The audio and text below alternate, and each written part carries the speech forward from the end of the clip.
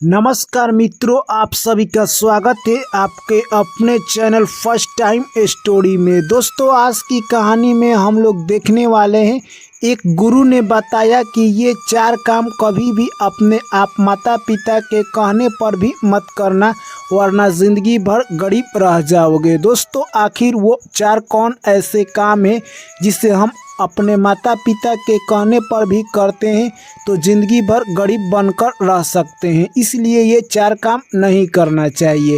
दोस्तों, आखिर वो 4 काम कौन से हैं इस कहानी के माध्यम से जानेंगे, इसलिए दोस्तों आप लोग कहानी में अंत तक ज़रूर बने रहे। दोस्तों, आप कहानी में खो ना जाए इससे पहले आप लोग चैनल को सब्सक्राइब कर लीजिए। आपका एक सब्सक्राइब दोस्तों हमें बहुत बड़ी मोटिवेशन मिलती है। एक बार की बात है, एक छोटा सा गांव था। उस गांव में एक पंडित महाराज रहा करते थे, जो कि बच्चों को शिक्षा देते और उसी से अपना जीवन यापन करते थे। उस पंडित महाराज के यहाँ बहुत सारे बच्चे यानी उस राज्य के सभी बच्चे आते थे, जिसमें राजा का लड़का, किसान का लड़का यानी मंत्री का लड़का, बड़े बड़े घर के लड़के और छोटे छोटे घर का भी लड़के पढ़ाई करने के लिए उस पंडित महाराज के घर आया करते थे। पंडित महाराज आश्रम में पढ़ाते थे। उस समय ज़माना यह नहीं था कि स्कूल नहीं हुआ करती थी, उस समय आश्रम ही था। दोस्तों, ऐसे ही समय निकलता गया। एक दिन पंडित महाराज सोचते हैं कि अब मेरी बेटी बड़ी हो गई है और उसका शादी कर देना चाहिए। जिस तरह से दोस्तों जिस भी माँ बाप के बेटी बड़ी हो जाती है तो उनके लिए एक बोझ बन जाती है। वो सोचने लगते हैं कि मेरी बेटी की शादी अच्छी जगह हो जाएगा तो मेरा टेंशन समाप्त हो जाएगा और मैं अपनी ज़िंदगी सुख से व्यतीत करूँगा। दोस्तों, परंतु गुरुजी के पास यानी कहे तो उतना धन नहीं था जितना कि वो अपने बेटी की शादी कर सके।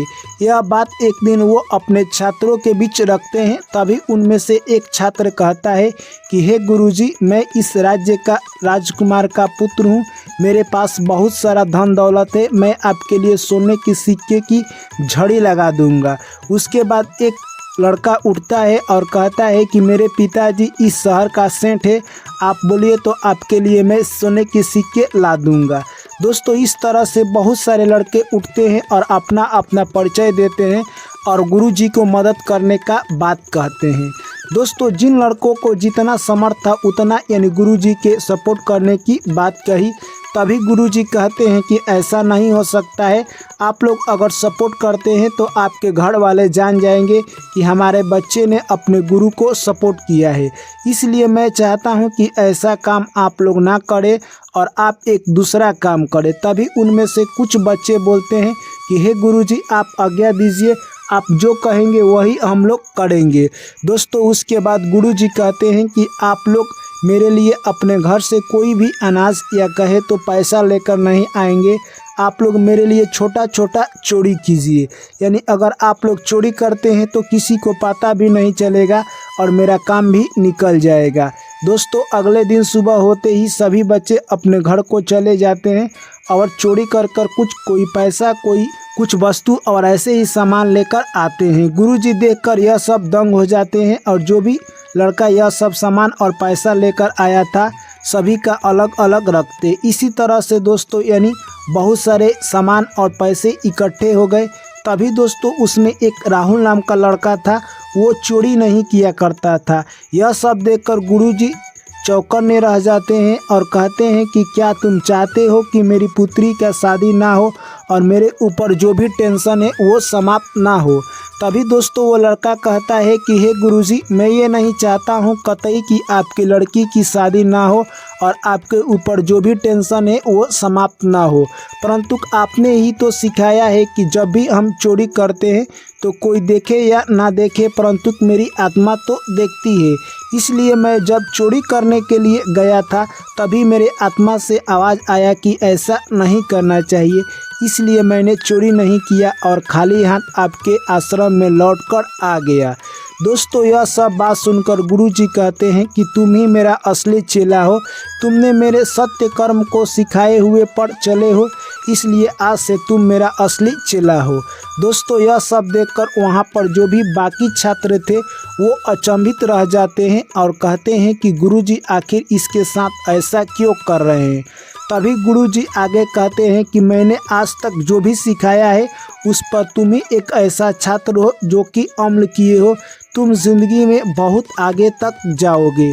उसके बाद गुरुजी कहते हैं कि इंसान को कभी भी चोरी नहीं करना चाहिए, क्योंकि चोरी एक पाप है। आप किसी का भी सामान चोरी नहीं कर सकते हैं।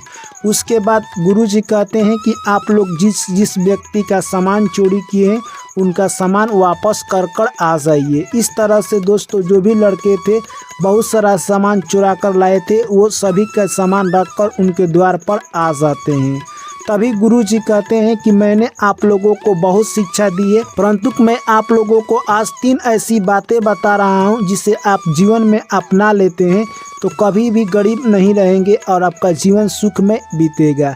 पहला नंबर बात, कभी भी अगर आपके माता पिता भी कहे चोरी करने के लिए तो आप चोरी न करें, क्योंकि आप चोरी कर रहे हैं, आपको कोई देख रहा है या नहीं देख रहा है, आपकी आत्मा यह सब देख रही है। इसलिए आपका आत्मा कभी अंदर से ये नहीं कहेगा कि आप गलत काम कीजिए और किसी का चोरी कीजिए। इसलिए आपके माता पिता या गुरु हो, कोई भी व्यक्ति आपको चोरी करने के लिए कहता है तो आप कतई ये काम ना करें। दूसरा, कभी भी व्यक्ति को अपना यानी इंसानियत नहीं खोना चाहिए। इंसान के अंदर इंसानियत होना बहुत ज़रूरत है। अगर आपके अंदर से इंसानियत समाप्त है तो आप में और जानवर में कोई फ़र्क नहीं है, क्योंकि एक जानवर खाकर अपना पेट भर लेता है, ठीक उसी प्रकार अगर इंसान में इंसानियत नहीं है तो इंसान भी अपना खाना खाकर पेट भर सकता है। इसलिए कभी भी अगर आप इंसान हैं और इंसान के लिए काम कर रहे हैं तो इंसानियत एक बार ज़िंदगी में आप ज़रूर दिखाइए और आपके अंदर इंसानियत झलकना चाहिए। लगना चाहिए कि जो भी आप काम करते हैं ईमानदारी पूर्वक करते हैं। और तीसरी बात, कभी भी किसी के बातों को ध्यान से सुने और उसकी बातों पर अमल करें। अगर आपको लगता है कि उनकी बात सही है तब उसका पालन करें, अगर गलत लगता है तो उन्हें इग्नोर कर दे।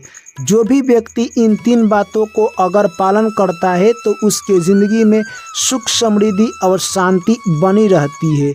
इस तरह से दोस्तों गुरुजी अपने सारे शिष्यों को समझाते हैं। तभी उनमें से एक शिष्य कहता है कि हे गुरुजी, आज तक मैंने जो पढ़ाई किया था उससे तो ज़्यादा आज मुझे ज्ञान मिल गया है।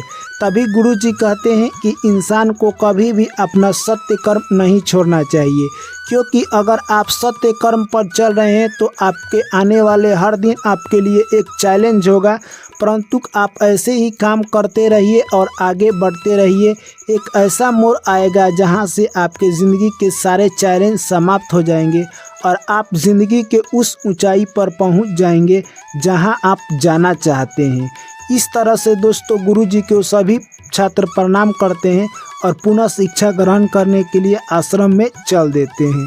तो दोस्तों ये कहानी यहीं पर समाप्त होती है, परंतु दोस्तों ये कहानी हमें यही संदेश देकर जाती है कि इंसान को कभी भी, चाहे माता पिता या गुरु, कोई भी व्यक्ति कहता है चोरी करने के लिए तो आप कतई चोरी ना करें, क्योंकि जब आप चोरी कर रहे हैं उस वक्त सामान वाला व्यक्ति नहीं देख रहा है, परंतु आपकी आत्मा ज़रूर देख रही है और आपकी आत्मा धिक्कार रही है अंदर से, ऐसा आप काम कर रहे हैं। इसलिए ऐसा काम कतई ना करें और ज़िंदगी में कभी भी अच्छा और कहे तो ईमानदारी से काम करें। आप ज़िंदगी में बहुत आगे तक जाएंगे। आप सभी को मेरा प्यार भरा नमस्कार। आप लोगों से पुनः मुलाकात होगी एक नई कहानी में। तब तक आप लोग मुझे दीजिए इजाज़त। सभी साथियों को मेरा प्यार भरा नमस्कार। जय श्री कृष्ण। राधे राधे।